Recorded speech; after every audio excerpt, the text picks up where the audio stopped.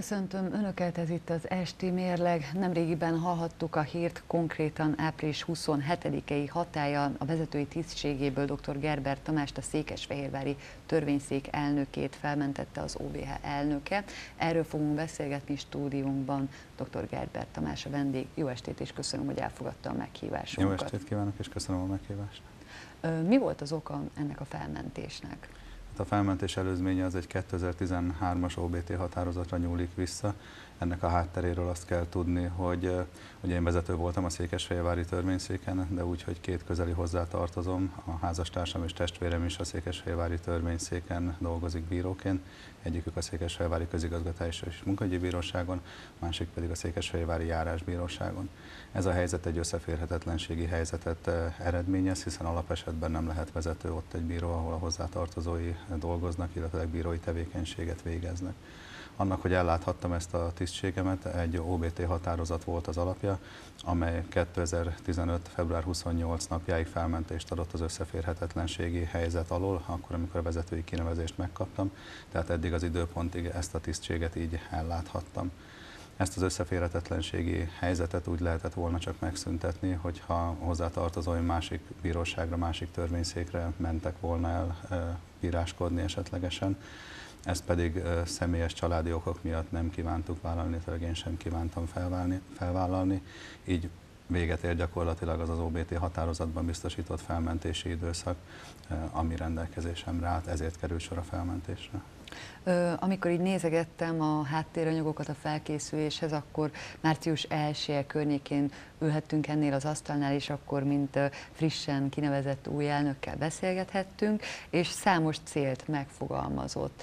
Mi az, amiket sikerült felfuttatni, megvalósítani ezek közül? Hát nagyon sok mindent úgy érzem, hogy sikerült megvalósítani a célkitűzésekből, ami természetesen nem az én érdemem, hanem a bíróságon dolgozó valamennyi kollégám érdeme, hiszen együtt értük el ezeket a sikereket.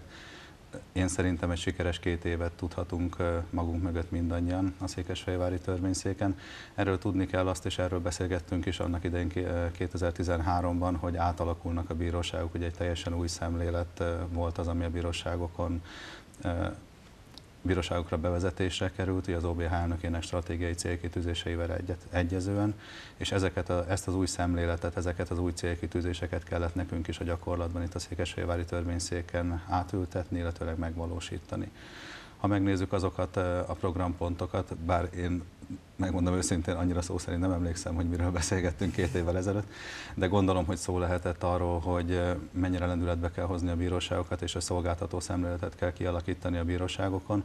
Ezt teljes mértékben sikerült is megvalósítani. Az elsők között indult el a székesfehérvári törvényszéken 2013 nyarán a tanúgondozási program, megvalósítottuk a nyitott bíróság programot, a mediációban a székesfehérvári törvényszék élen jár, és ezen kívül el kell mondani azt is, hogy a legfontosabb feladat ugye mindig az ítélkező munka a bíróságokon, és ebben is jelentős előrelépés sikerült elérni az elmúlt 2 évben.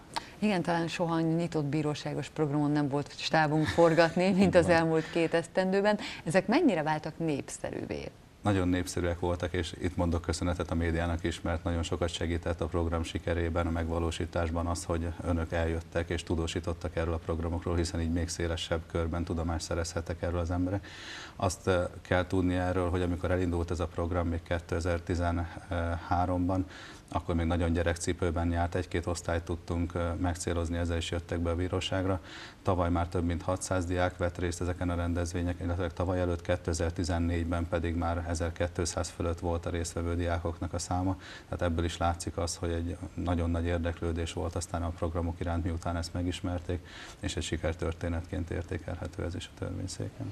Többször beszélgettünk arra is az elmúlt 2 évben, hogy a társadalom mindig egy kicsit zárkózottan, hűvösen áll a bíróságok irányába, illetve a törvényszékek irányába. Ezen sikerült-e változtatni akár a nyitott bíróságok program keretében, akár a többi szolgáltató program keretében? keretében? A nyitott bíróság programmal mindenképpen, hiszen ott megcéloztuk a diákokat, mint egy speciális célközönség volt, hiszen általában középiskolás diákok vettek részt ezeken a programokon, de tudni kell azt, hogy ők ezáltal már kaptak egy képet a bíróságokról, és később, amikor már felnőttekké válnak, ugye kikerülnek az iskolapadról, teljesen más lesz reményeink szerint a hozzáállásuk a bíróságokhoz például, vagy akár a jogrendszerhez, mint korábban. Szerveztünk minden évben megszervezésre került és megrendezésre került a törvényszéken a Polgári Igazságszolgáltatás Európai Napja, amely a nyitott bírósághoz hasonlóan külső közönséget célzott meg, előadások hangzottak el, tájékoztatók hangzottak el részint jogrendről, részint bíróság szervezeti felépítésről, és bemutattuk a bíróságot. Ez minden év október 25-én megrendezésre került. Ezen kívül a tanúgondozási program volt még az, ami az állampolgárok széles körét érintette, úgymond felvilágosító vagy tájékoztató célzattal, hiszen nagyon sokan vannak, akik tanúként kapnak idézést a bíróságra, tehát ha úgy mondjuk, akkor akaratlanul kerülnek bele egy bírósági eljárásba. Az ő részükre tudtunk felvilágosítást, tájékoztatást adni annak érdekében, hogy jogaikkal, kötelességeikkel tisztában legyenek. Gondolom, hogy ezzel is sokan éltek. Nagyon sokan éltek, és ez is egy nagyon népszerű és nagyon sikeres vállalkozás volt, úgy érzem, hiszen a tanúgondozók minden járásbíróságon és a törvényszéken is kijelölésre kerültek, és azt kell mondani, hogy folyamatosan keresték őket a tanúk, tehát miután megismerték ők is ezt, hogy lehetőségük van egy ilyen felvilágosítást kérni, szívesen is éltek ezzel a lehetőséggel. Azt is nyilatkozta többször itt nálunk, hogy a szervezet hatékonyabbá tételén és az ügyek minél gyorsabb lezárásán fog majd dolgozni. Ebben is előrelépések történtek, hogyha jól emlékszem. Ebben is történtek előrelépések.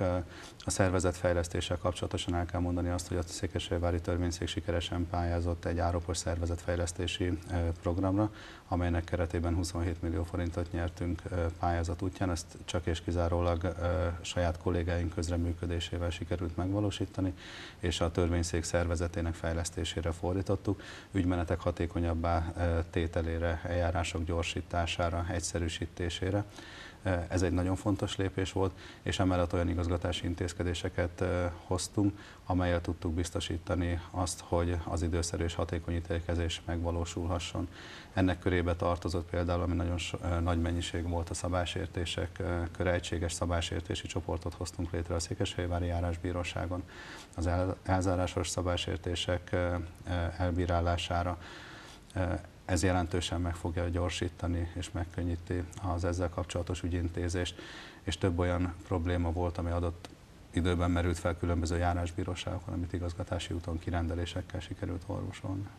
Aztán már érintőlegesen szót ejtettünk róla, hogy mediációval is foglalkoznak.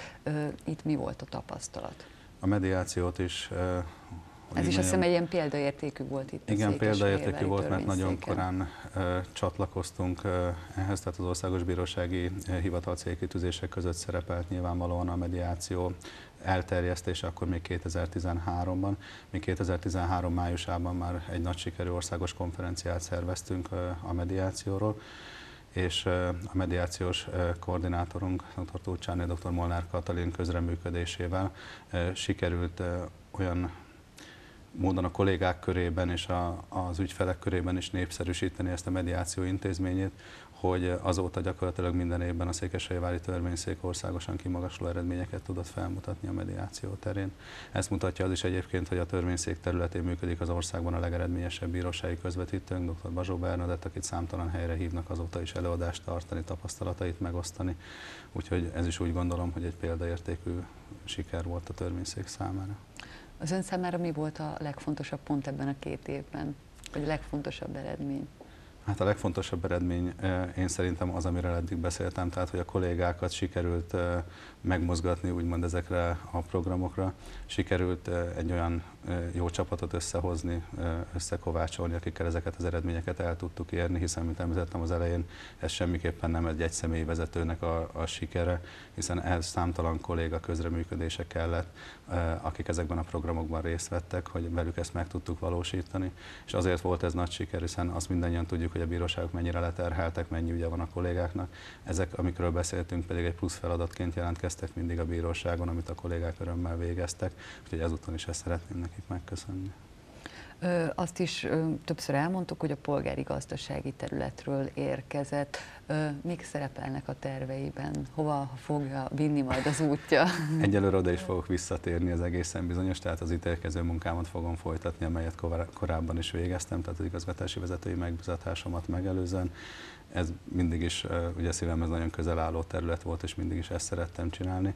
Egy nagy megtiszteltetés volt az, hogy igazgatási vezetőként dolgozhattam 2 évet, de elsősorban ugye minden igazgatási vezetőbíróságon bíróként dolgozik, én is bíróként dolgoztam, és bíróként fogok a jövőben is dolgozni. Tehát akkor vissza a terepre. Vissza a terepre, így van.